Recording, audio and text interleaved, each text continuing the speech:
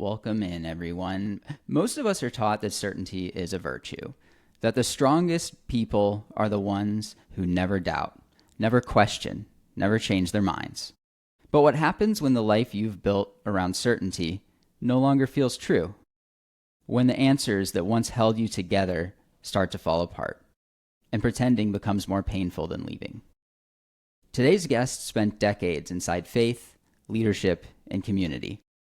Building an identity rooted in belief, purpose, and belonging.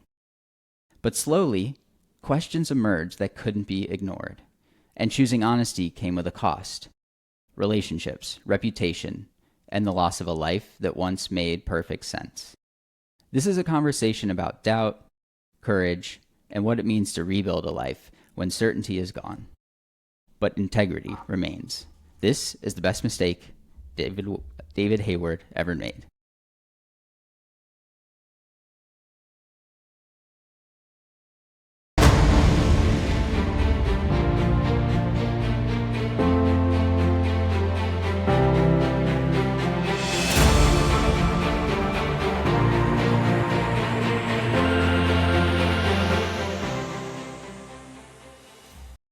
Awesome. Thanks so much for joining us today, David. I really, really appreciate it.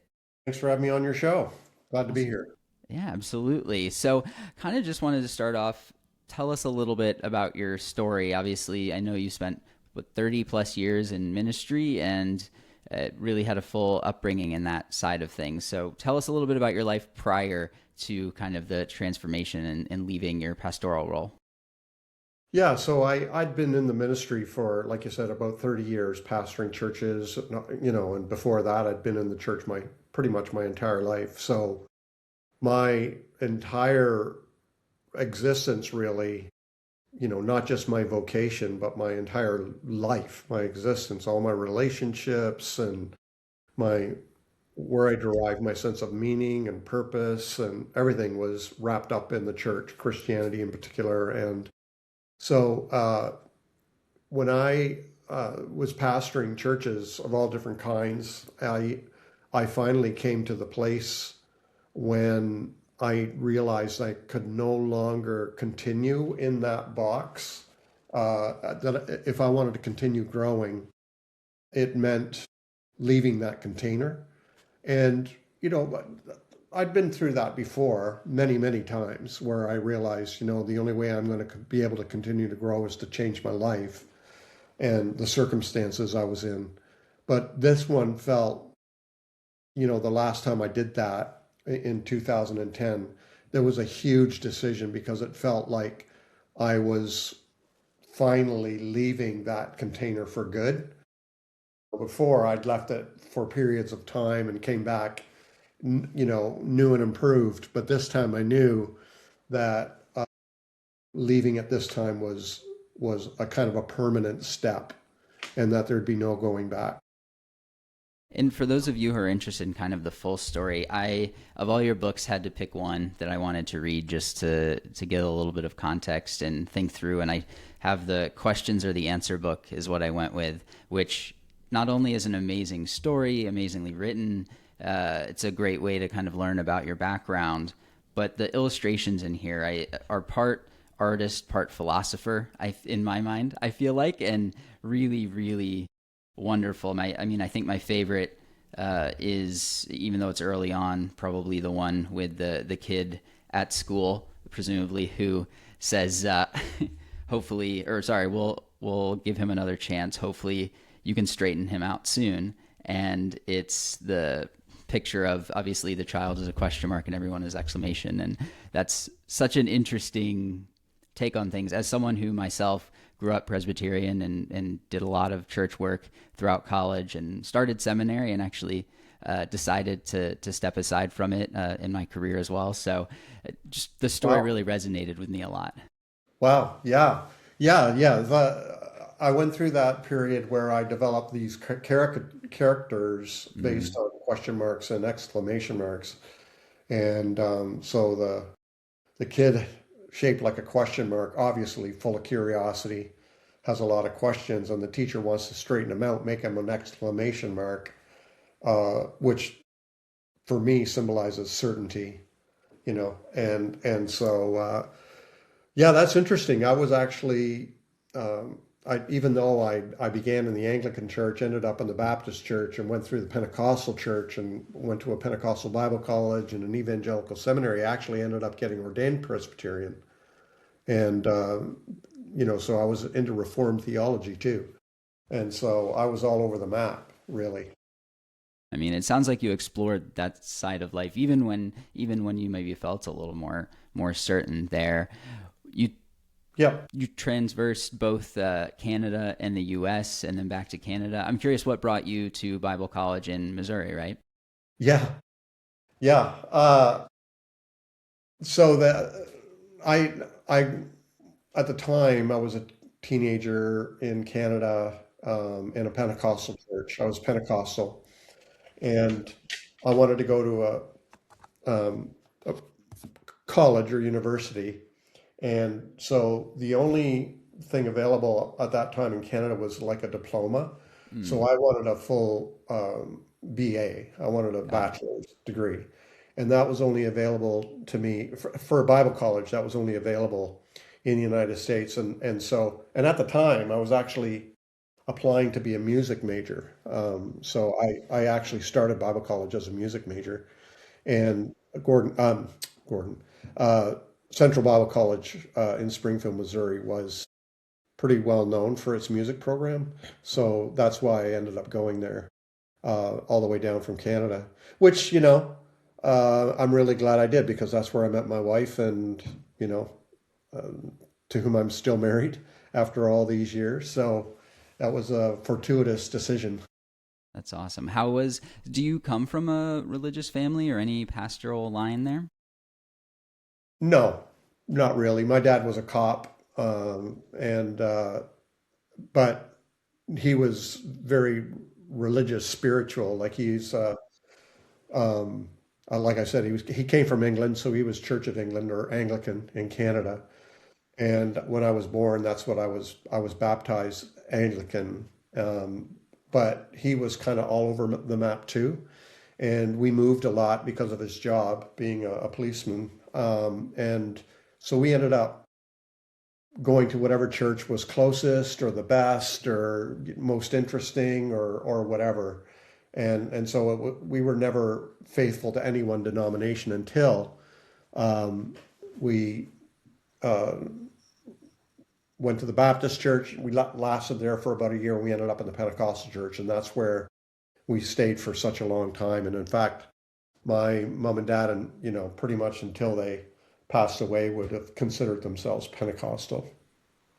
Yeah, It's always interesting when people hop around to different denominations because they're all similar in many ways, but have their own flavor, I guess, or their own spices to the mix. What yeah.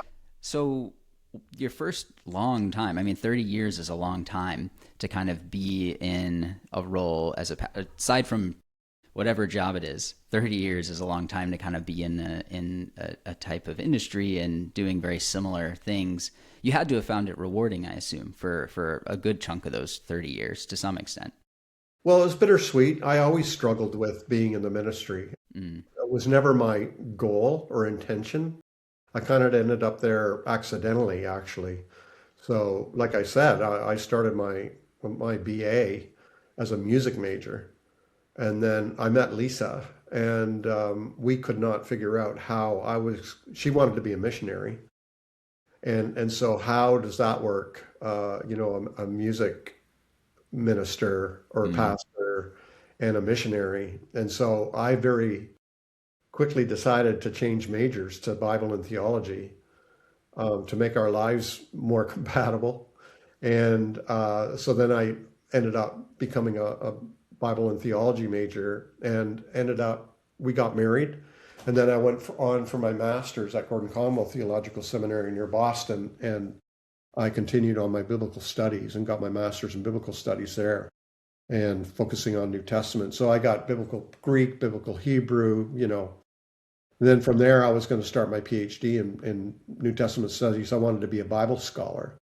And I actually started my PhD program at University of Toronto when we found out half into the program that that she was pregnant, and we couldn't afford going moving on. It's very expensive to take a PhD, and I was offered a student charge as a Presbyterian student, and I took it. And so I was given two little country churches to take care of, and they gave me a place to stay, and I could continue my studies and get the equivalent of a Master of Divinity and then be ordained after that. And so it was almost like I was given an escape hatch, but it involved being a pastor. And so I actually ended up in the ministry very much by accident. And so all the way through my ministry, even though I felt like I could do my spiritual searching and exploration and theological studies and everything there, I always struggled with being in the ministry because I always felt um, uh, uh, very controlled, you know, not not overtly or Yeah. intentionally. I just felt like when you're a pastor, all eyes are on you, and you have to be a certain way, and there's certain expectations and everything, which I really chafe against. But that sort of came with the that was just part of the deal. Like, so I could continue my spiritual growth and theological studies and all that, but here's the deal: you have to be a pastor, and so I I did the best I could. I feel I was a decent pastor, and I took care of people, and did all that I needed to do as a pastor, while at the same time continuing my own personal spiritual growth. How did it feel before we obviously the big transition or the obvious transition going from pastoral work into the, I'm going to call it philosophical artist work and all of the great parts of it. How did it feel? So, academic study of anything, really, you read a lot of texts, you're doing in depth analysis. Do you feel like that started some of your questioning that kind of led to a lot of different things through your pastoral work, just that academic approach? No. Uh, Fair. yeah, I mean, partly, yeah, of course. Like when you're reading and you're reading spiritual texts or Mm. theological texts or whatever, your curiosity gets aroused and you follow that rabbit hole. But for me, mostly they were traumatic events in my life that um sort of goaded me into figuring out what happened. And so that's more what my life was like. So if you want, would you like me to give you an example? Yeah, if you don't mind Yeah. sharing. Yeah. So I was after my master's in New Testament studies, I was offered a position as an assistant pastor in a big Presbyterian church in Canada, and I took the job. And it was a large Presbyterian church, largest Presbyterian church in Canada at that time. And so I was assistant to the minister, and I was quite young, like I was around 25 or something like that. And I was very gung ho. I was going to do the best. I was going to be the best, and so I built a very popular youth program, and you know, and I would preach once a month, and do visitation and all this kind of thing. And one snowy winter's day, it was like a Friday. We also had it was in a city, and so we had a pantry that we would give food out to unhoused people and so on. When they would come in and ask for help, we could give them food and stuff. So this one Friday, the secretary let me know that there was somebody at the door, and she was afraid of him. And he was asking for stuff kind of belligerently, and so I came out. I felt really kind of bothered. I was interrupted, and so I came out, and a snowstorm had started at the same time, like a very serious snowstorm. And it was Friday. It was getting later. It was getting darker. I wanted to get home because the chances were that this snowstorm was going to sock everybody in, like it was gonna we were going to be what they call snowbound. So and that we were going to be housebound for the weekend, and I wanted to get home before that started. And this guy was holding me up, and he was like uh, begging for food, and I could smell. Well, what I could smell was Listerine, like Mm-hmm. he not Listerine, Lysol, and he was high on Lysol, and I said, "You come back sober, and we'll talk business." And I kind of shoved him out the door, you know. Mm-hmm. And so come back Monday or Tuesday, and we'll talk. You come back sober, and we'll talk. But I really treated him very unkindly, and he was going down the steps of the church, and he turned around, and just as clear as day, he said to me, "You'll never be a minister the way you treated me today." And it killed me. It absolutely killed me, because he just sort of that pierced through everything and devastated me. So I went home that weekend, and I was just overcome. Like I was just depressed. I was sad. I felt like a complete asshole. And uh, this guy had basically called me out, and I didn't know what to do, because I realized just how a shell of a man I was, you know, me pretending to be in the ministry and caring about people, and I treated him like that. Anyway, that evening, that Friday night, a friend of mine called from Boston. Now, I'd been down in Boston. That's where I got my master's. Had friends down there, and this guy called me from Boston. He said, "David, you never believe who I went to see today. Heard him speak." And I said, "Who's that?" And he said, "Henry Nouwen." And it was amazing. And he going on and on. And we hung up the phone. I said, "Henry Nouwen, that rings a bell." And Lisa said, my wife, she said, "Didn't somebody give you a book by Henry Nouwen for a graduation gift?" And so we just moved basically, and all my books were still packed away. So I went looking through all of my boxes, and sure enough, there was a book by Henry Nouwen that a friend of mine gave me on graduation. It was called Reaching Out. And this friend of mine who gave me the book, he was into the spirituality program, and all that kind of mystic woo woo stuff. That was my attitude. Like, I was into biblical studies. Mm-hmm. He was into all that woo woo spirituality, mysticism Yeah. bullshit. And so I said, "Wow, that's kind of weird." So I read the book over the weekend, and it changed my life. It was just it absolutely changed my life. It was exactly what I needed at that moment in time. And from there, that turned me on to uh, like Thomas Merton, and other Christian mystic thinkers, as well as seeking out a spiritual director, which I eventually found. She was a nun, abbess of a monastery, a local monastery, who became my spiritual director. And so I'd gone from this completely uh, intellectual approach to spirituality and ministry, and theological approach, like in Reformed theology and blah, blah, blah, blah, blah, all this Mm-hmm. stuff, right? To what the heck happened? I realized all this theology and all this ministry, all this stuff didn't change me as a person. In fact, I was still the shell of a man who didn't care about others. And that event with that drunk guy completely overturned my life and completely changed my direction 180 degrees. And so that's basically how yeah, once in a while I'll read a book and it'll change my life or whatever, but usually it's a traumatic event that forces me to look inward and figure things out, you know? So Yeah.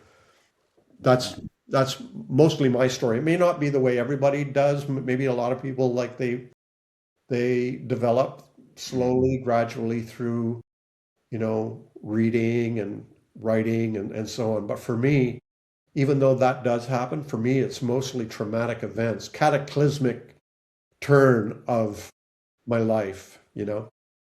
How long elapsed between that foundational experience and actually eventually leaving the ministry itself chronologically? Well, that was at the very beginning of my ministry.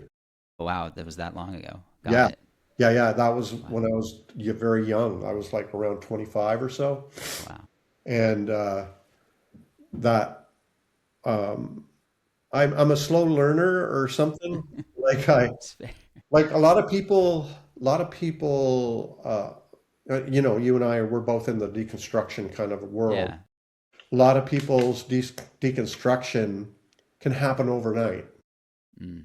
Whereas for me, it's like I've got to figure this out. Okay, this is a huge light goes on, and it's like, okay, I got to figure this out.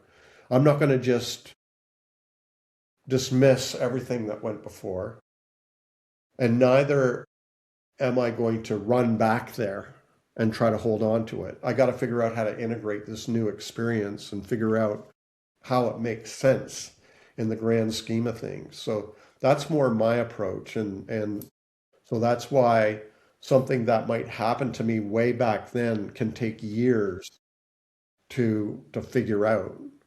Um, so that's just my style. That's the way I do things. No, it makes sense. And lots of this stuff takes time to settle into you, especially kind of coming out, I imagine, from the spiritual world where, or the religious world where sometimes there's lots of structure. I'm curious, what moment led to, that's at the beginning of your career. You've had this religious educational background. You're now working at a church in a couple of different ones in different ways.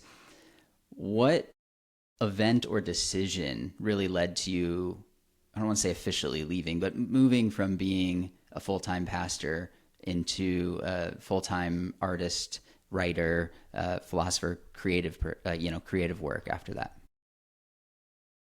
So as things were progressing, and so my deconstruction started way back then. Like Right. when I graduated from seminary, actually, is when it began. And I compare it to a virus. Like corrupt code was implanted in my theological hard drive and just slowly corrupted my theological code in my brain. That's more like how it happened for me rather than an explosion. It Mm. was more like that slow glacial melt, that happened over time. And, very cautious, but very frustrating too, because it was taking so long and me trying to figure things out and make sense of it. And I was reading and I was meditating and I was writing in my journal and I was going to spiritual directors and I was talking to experts and gurus and everything, just trying to figure this out. And in 2009, I had this profound moment where suddenly some people compare it to a mushroom trip, like, and so, but it was not. Mm. It Yeah. was, I was completely sober. But I had this moment where everything came together. It was magical. It was like all of a sudden I saw the unity of all things and that all things are together and that connection, that interconnectedness and everything. And it was a profound moment that immediately I had peace of mind that I hadn't had all those years and that I sought for and that I was apparently promised. Peace I give unto you, not peace as the world gives, but Yeah. peace. And I was looking for that peace. And finally, I felt this peace of mind. All the theological angst just sort of melted away suddenly. And I felt immediately like I could take a deep breath and sigh. It was over. And it was a very peaceful, happy moment. And it stayed. It wasn't just, a moment in time. It was permanent. This peace of mind. I That was in 2009, and I started sharing my experience because I'm kind of a naive fellow, and I started sharing this stuff on my blog and everything, and I started hearing from others, my superiors were and peers were getting letters of concern about me, my theology, and and so on and so forth, and it was suggested I run everything through them first before and get their approval before I post it. And I knew, okay, uh, that I'm not going to do that. And I could feel the walls closing in, you know. And I find there was a meeting at our church with all the leaders, and we had a great leadership team, wonderful leadership team, but they were like, okay, let's rein this in, you know. And I knew, okay, I I won't be able to continue because this was really important to me. It was a life-changing moment, and it was real. And what I was hearing was we we don't understand you anymore. You've crossed the line, and we want to be able to control you and understand you and so on. And I knew my time is up. I could feel it. I could feel it. And I always, like I said before, I've always struggled with the ministry, Hmm. and I always struggled with my call in the ministry. And so I always wanted to know when was the perfect time to quit. And for me, it would be when it was best for me and best for the church. So when those intersected, that was when it was time for me to leave. And that moment happened. I could see it. Okay, it's best for me right now if I quit, and it's best for the church if I quit right now, so that they can continue on in their own way as they see fit. And you know, because if I stayed there, I would continue feeling resentful, and they would suffer, uh, you know, because I wasn't what they felt they needed. And so that was as clear as day. And so at the next meeting, I was like, I'm quitting. And even though I'd been there 15 years, and then you know, it wasn't long after that I was gone. 2010 is when I left the ministry and the church. How did you feel like your family supported you there, whether it be wife, children? I'm just curious of how. Well, by this time, my children were adults and totally supportive. My wife too. I mean, I It's remember awesome. leaving that meeting, and it was you know what? It's actually uh, 2010. It was 16 years ago today. It was March 9th. That's weird, man. Wow, It was that's March 9th when I walked out, and it was lightly snowing and there was a full moon. And I knew I was done. It was just as clear as day. And I texted Lisa. She's a nurse and she was working a night shift. And I texted her. I said, I'm done. And she's texted back, me too.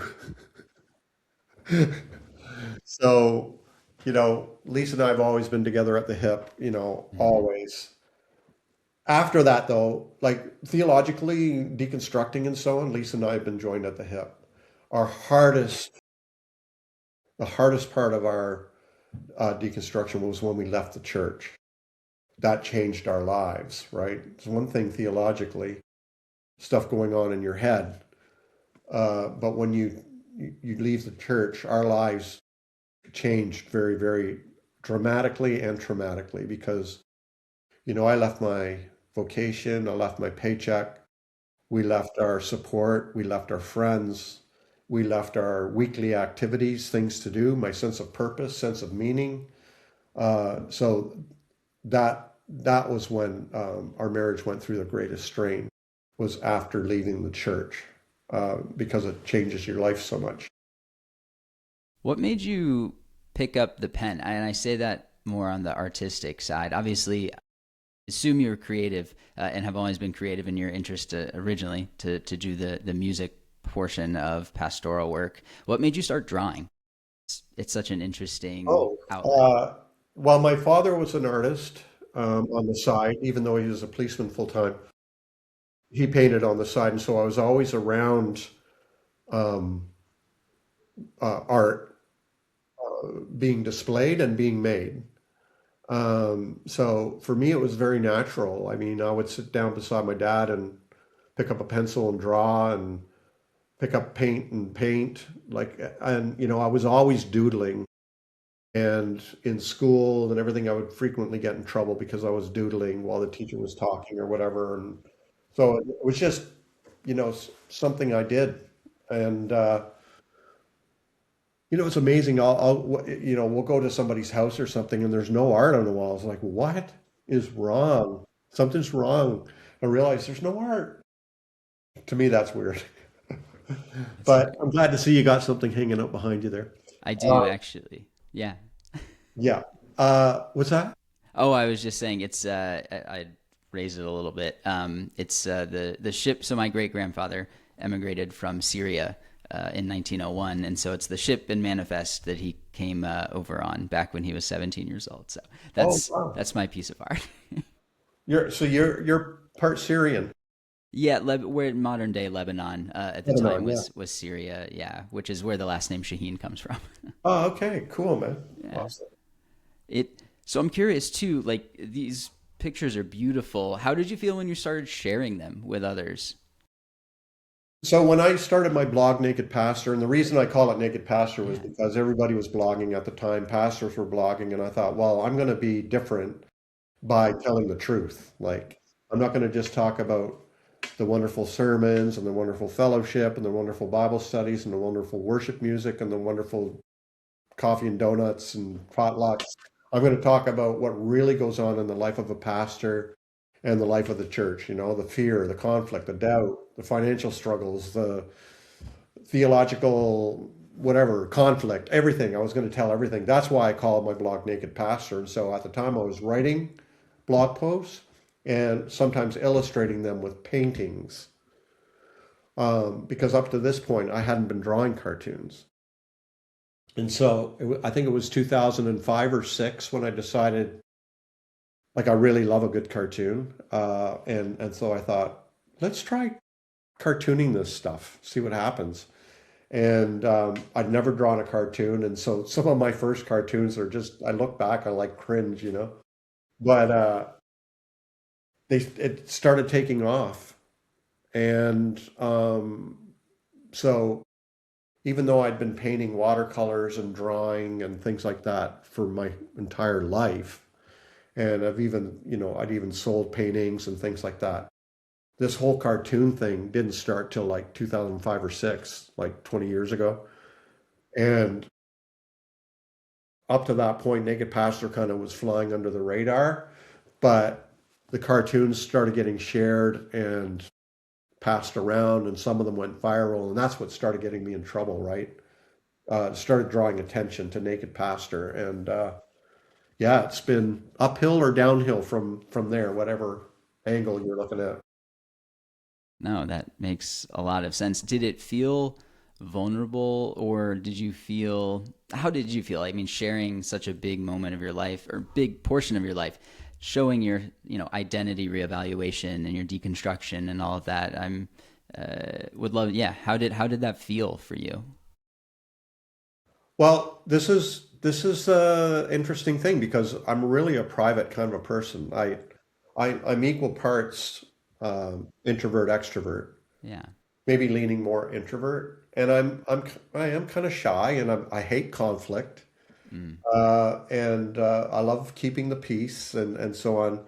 But you wouldn't be able to tell that from Naked Pastor, right? Because I seem to be stirring up the pot all the Yeah. time, causing arguments and everything. But for me, it's just pointing out what I think is true. So every day I'm risking exposing myself. I always feel that way. And it's like, should I press post or not? I don't know. Like, I'm not sure how this is going to go over or whatever. It's always like that. And the comments, whenever I say, okay, I got to look at the comments, it's painful because of all the vitriol that can be Mm. there. But in fact, I just sent out a letter to my subscribers this week talking about how every day I have to face this hatred and vitriol and stupidity and, you know, in the comments. And sometimes I really do wonder, what's the point? And, you know, is it worth it? Yeah. And then I hear from somebody, your cartoons literally saved my life. Okay, it's worth it then. If I'm saving lives, like literally, I'm not saying it, they're saying to me, you literally saved my life, or you saved the life of my trans daughter. Mm. What I showed them that, like, okay, then I'll take the heat if that's what it does, you know? So um yeah, every day it's scary, it's risky, uh and I feel like I'm exposing myself, you know, naked pastor, but it's so far it's been worth it because I really do feel, and from what I hear from other people is that I'm helping them, so it's worth it. Absolutely. The good outweighs the hard, I Yeah. imagine, to some extent. Yeah. I'm curious, just because you mentioned it, um, if you had any journey with the LGBT community. As a gay man myself, growing up in the church was very interesting. Thankfully, the Presbyterian Church has always been fairly open minded about it. But how did that journey look like for you throughout time? Is it something you always kind of felt that you had your own feel for, or is it something that evolved? I get asked this question a lot. So, Okay. um, and I didn't know you were gay, so I want to congratulate you. Thank you. And I'm on your side. I So appreciate it. it's I never felt judgmental towards gay people. I've always had gay people in my life, trans people in my life. I always felt compassion for them, and I never felt better than them. I always felt, and I could never understand how God could hate somebody who is obviously a better person than I am. You know, this kind of thing, right? But when I was in the ministry, there was sort of this dichotomy or binary way of thinking where, okay, here's here's Sam, my trans friend. Uh, she is a lovely person, incredible person. It's impossible for God to hate somebody like Sam. Mm. Meanwhile, you got on the other hand Christianity, the church, and the scriptures, and everything that heap up accusations and condemnation against Sam. And I'm like, okay, this makes total sense. Sam's a wonderful person. This makes they're arguing a point about Sam being depraved or whatever, and I couldn't put those two together. Now, I wasn't willing to dismiss the Bible and say it's all full of it, and I was unwilling to dismiss Sam. And so here we have this dichotomy. And one of my favorite theologians, Karl Barth, said the only way to solve a problem is not around it or above it or under it, but through it. And so I decided I'm going to figure this out. And it took me a while, but eventually I came to realize, like that moment where I saw everything as connected and included and one, and that love is kind of the glue that holds it all together. That's what makes sense to me. And the scriptures and all this, even though scholars are going to argue for ad infinitum about what the scriptures mean, I know love wins. In fact, one of my most controversial cartoons is Love Over Verses. And I believe that. I hold to that. I'm never going to let any scripture tell me who I can and can't love because that's not what love is. So, and I'll tell you a story. Something that happened that sort of illustrated this for me was I remember way back when I was in that struggle. Okay, there's no way God doesn't love Sam, but people are telling me that he doesn't. So, yeah, religious people are telling me that he does. So, what's going on here? And then I remember we'd made friends in seminary, and we're up here in Canada, and every year we'd go down and meet them in Bangor, Maine, and we'd get a hotel rooms, and we would hang out for the weekend. And Lisa and I and that couple. And one evening we went out for dinner and we were talking and everything. Uh, and at dinner we were talking about the struggle I was having because I was in the ministry at the Yeah. time. And they shared a house with uh, two lesbians that were Mm. in a relationship. And it was like, wow, that's like, wow, cool. And then we decided we went back to our room. We filled up our travel cups with wine and went down the hot tub. And so we were just sitting around the hot tub, and then these couple guys joined us, and we were just talking, and we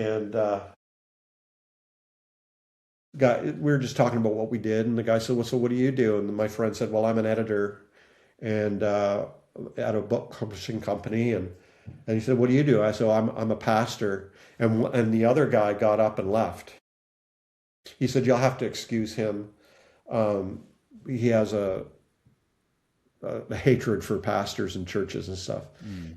Because he said we're a same sex couple, and we were in a church and everything, and we were kicked out when we were found out that we were gay. Um, and the church made sure that we couldn't get furnace oil delivered to our house. People won't serve us. We can't get pizza delivered to our house and blow. And I'm like, my mind is blown that people can be so cruel to these wonderful men that we just met and had a nice long conversation with. And it was like that. That for me cemented the deal that love wins. And if religion can treat people like that, then it's not true religion, right? It's kind of like James. True religion is taking care of widows and orphans. It's hands-on, actually caring for people. It's not, upholding religious beliefs. True religion is caring for people. And so that for me was the deal breaker when that happened to us in the hot tub over, travel mugs of wine, you know? That's it's a moving story, and Yeah. growth happens in a myriad of ways. So it's very Well, interesting that's to what I'm hear. talking about. Yeah. Like I could have read 20 books on, being queer and Christian, Yeah.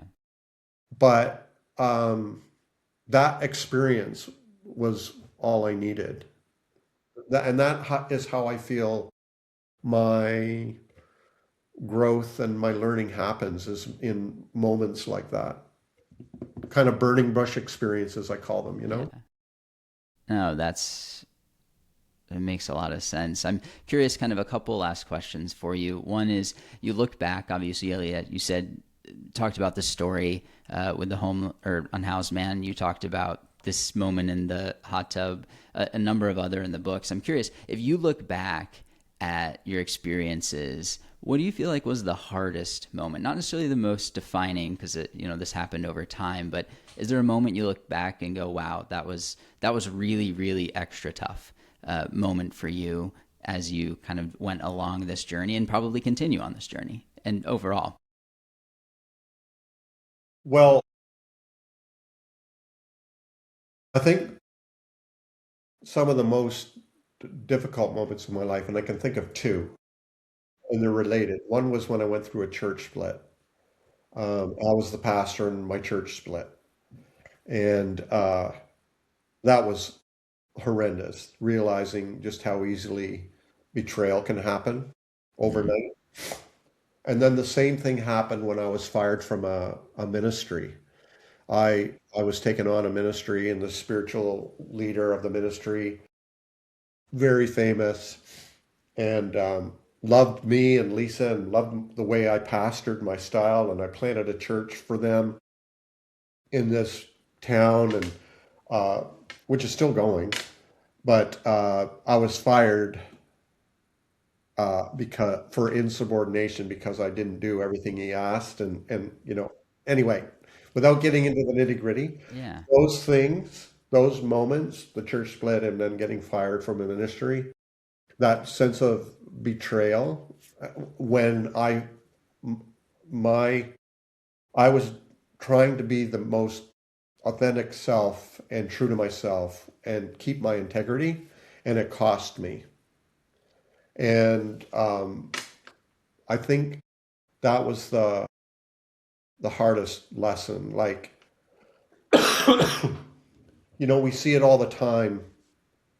We're seeing it right now in politics where people are are willing to sacrifice their integrity in order to keep their job or stay in good graces to the leader or whatever. Like I know that pressure. I know that pressure firsthand because my life dramatically changed after those moments when the church split and when I was fired. And it cost me financially, relationally, my family, everything. And so those were the hardest lessons to learn that if you want to keep your integrity, sometimes it's going to cost you a lot. And that seemed to me, well, that was one eye open. The other eye that opened about those was that this is happening in the church. Like seriously, like that's what those were the hardest lessons. On a totally different angle, throughout your journey, do you have any favorite piece or pieces of artistry that you've put together, whether it be an entire book you've written, a cartoon, something prior to the cartoons, more in your painting and kind of different form world? I'm just curious if you have something that, like, looking back, is your favorite. Uh, well, one of my most popular cartoons is Overturning, and it shows Jesus sort of in Matrix style, spreading out his hands, and the tables and coins are flying everywhere where he's Right. overturning the tables Yeah. of the money changers. That for me is a very popular cartoon right now because I think people are feeling that in their bones that it's time to turn tables over because of you know um, the amount of injustice that's going on and and it's I love that cartoon too because it's just full of action and um, it just seems to speak to our time right now. Uh, and then in terms of paintings, I have a painting called "Carrying My Inner Child to Safety," and it's a picture of a person carrying a small child through a snowstorm, and that speaks a lot to me because and to a lot of people because um,